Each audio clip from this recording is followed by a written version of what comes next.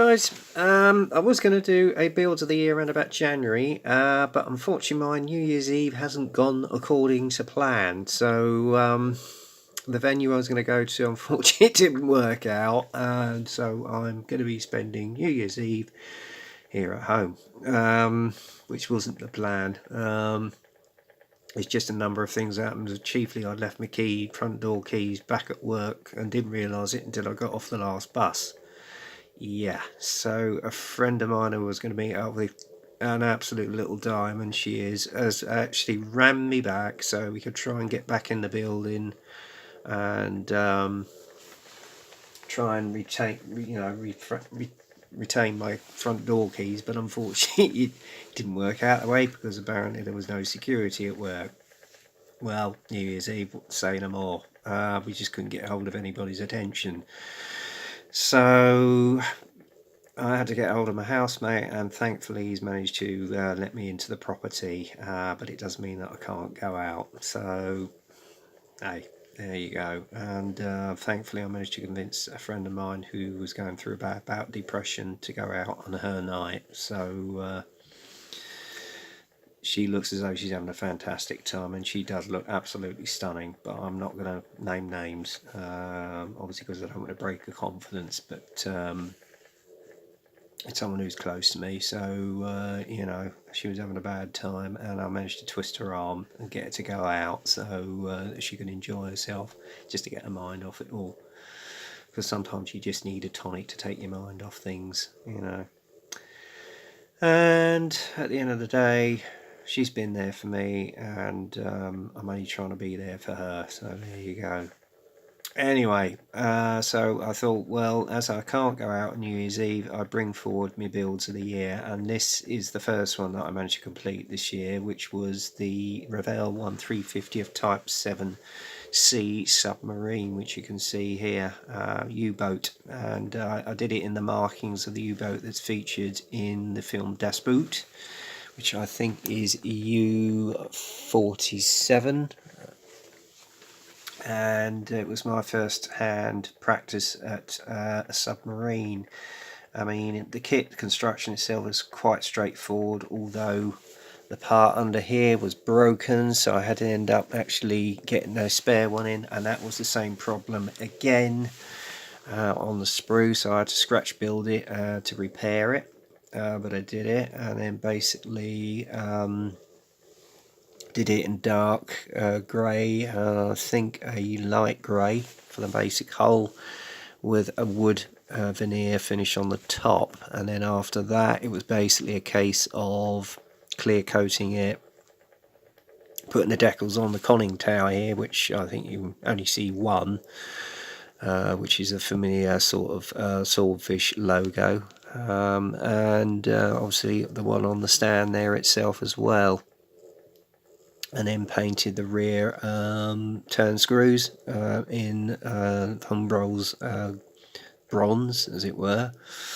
And it was my first dab hand at using AK's rust set as well, and that went on after I'd actually put a Flory dark dirt wash on, and then removed the access, which actually popped out all the detail which you can see along here with the air holes. And really came up a treat. So I was very, very right, a friend of mine's just sent me a message. He's not in a good state either. Oh dear. But yeah, there you go. I mean, it was just basically put the old Testor's dull coat on, and then used a little bit of fine fishing wire with a few knobs of super glue on the top there, just to give it the sort of resistor sort of look, as it were. And that was it, job done really. And yeah, I will be doing another sub, possibly in the new year, as one of my own builds. We will see, because you never know what life's going to bring you around the corner. It's only given me my fair share this year of 2018, but there you go. Yeah, very, very pleased with it overall, to be honest with you guys. And that was the end of that build. And then obviously the next completed build that we did was Mr. Martin Lamont's 50th anniversary Hawker Harrier buddy build, and my subject obviously was the. Oh, hang on, let me get this. This isn't working out. I have to move the camera around, unfortunately, and it's not playing ball with me. So let's sort this out. There we go. That's a bit better. Was the Hawker Harrier 50th anniversary buddy build, which was hosted by Martin Lamont, and I chose to do the Sea Harrier FRS1, i.e. crikey, excuse me, Mr. Lieutenant Commander Sharkey Ward's aircraft. He was the head of the air group on HMS Invincible, and I think he scored about 4 or 5 kills during the process of the actual Falklands War.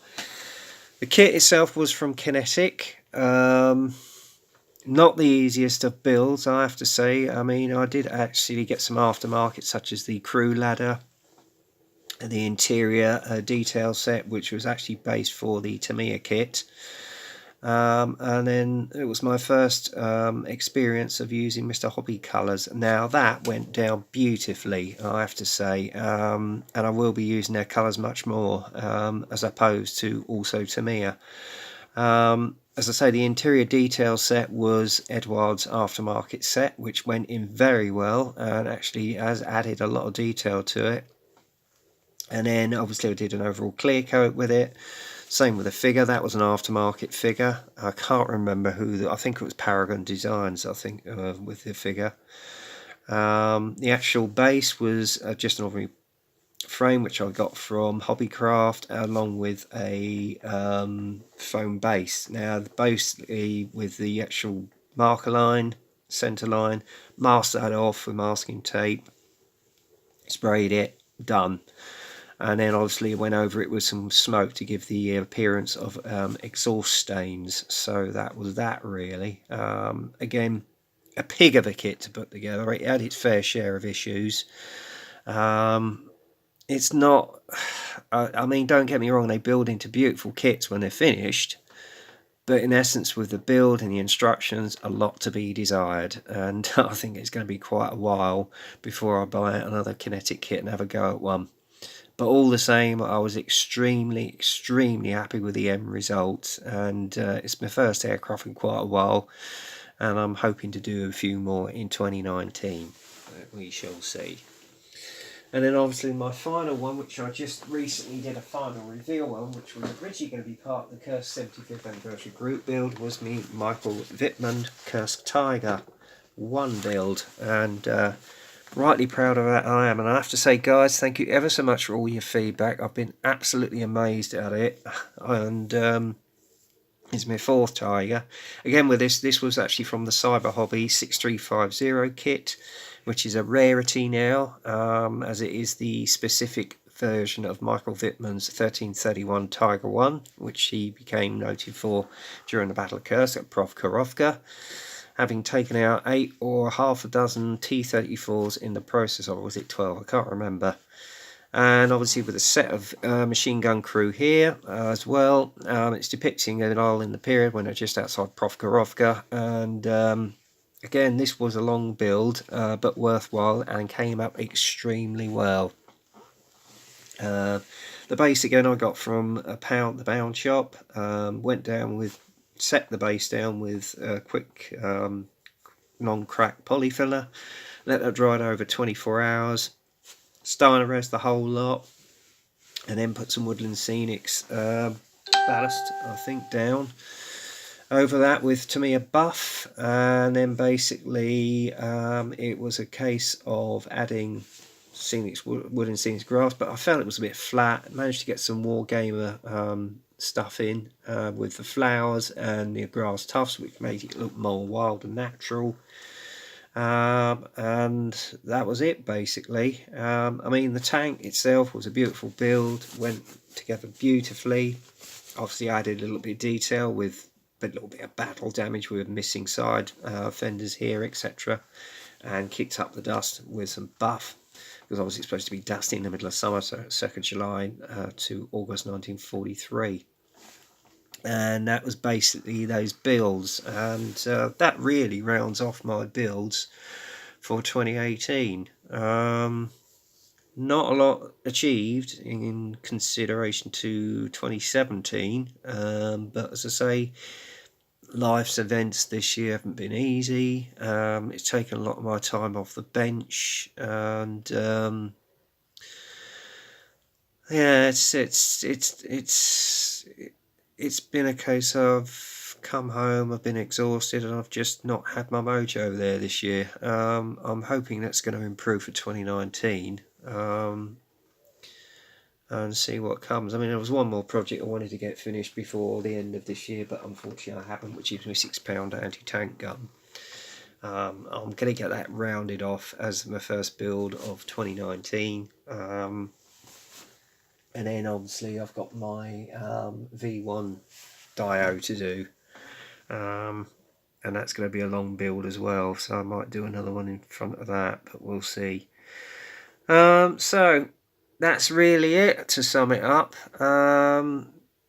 As I say, not as productive as last year, but 3 builds that I'm very, very happy with. I'm learning a lot more, and the results are getting steadily better, I hope. I've been getting a lot more enjoyment, especially this one. I'm very pleased with the way it came out. It's just basically what I wanted to sort of show, as it were. But as I say, there you go. How long am I getting on to now? 11 minutes. Well, I wanted to get it on a little bit longer. Well, in fact, I'll tell you what I'm going to do. I'll show you how far the £6 anti-tank gun has gone.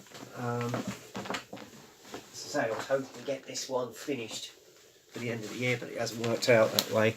This is how far it's got so far. Basically got the actual gun painted in its base colours. Again, I did the same process as I did with the Cursed Tiger one. Put down basically a polyfiller again, and then obviously again the ballast, and then I've just gone over it with some more Tamiya buff. This was an extra set I actually got in, which is a resin one. I've got to put the actual leaves and everything and drill the holes in.